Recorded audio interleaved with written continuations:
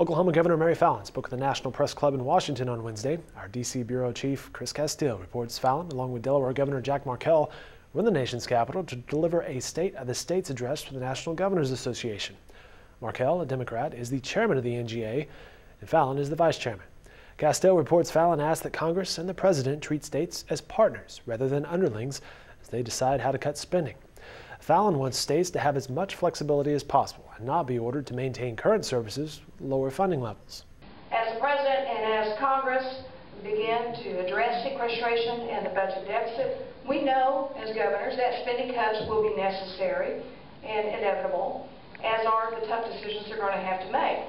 But we've also asked the President and Congress as leaders to keep 4 points in mind as they address these issues.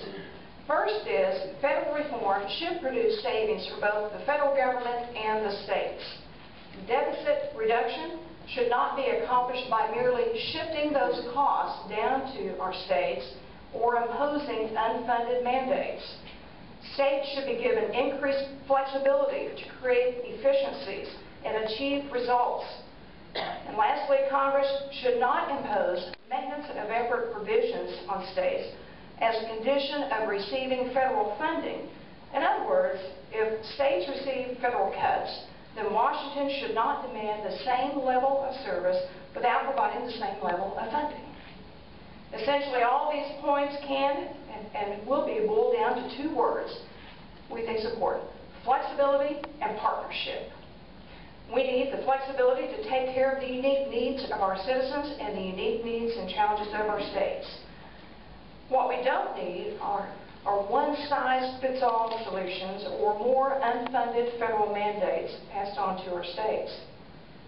Secondly, states need to be treated as partners, not underlings. We want to work to implement good public policy with the government.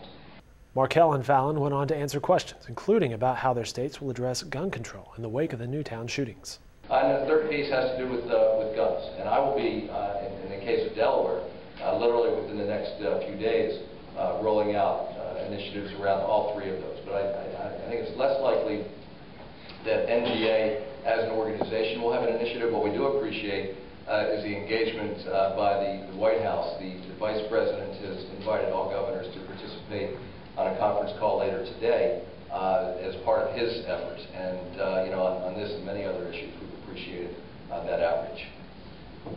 Well, thank you, Governor Markell, and certainly, as he just said, the NGA has not taken an official position on this particular issue. But each state is different. Each state has its unique needs. But first of all, our hearts and prayers go out to those that have suffered tremendously from the horrific shootings that have happened in our schools and other facilities across our nation.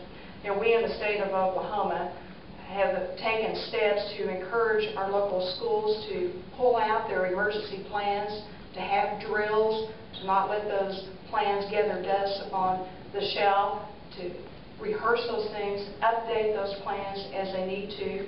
We've also been working with our mental health director of the state of Oklahoma to look at our adequate services in our state to make sure that our fundings match our priorities. And we have been able to put some more funding into mental health services, and especially into crisis intervention itself.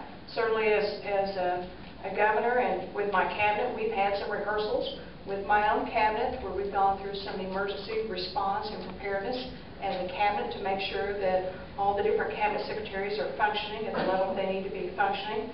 But I'll also say in the state of Oklahoma that this is, for me speaking personally, that we certainly do respect our Second Amendment rights.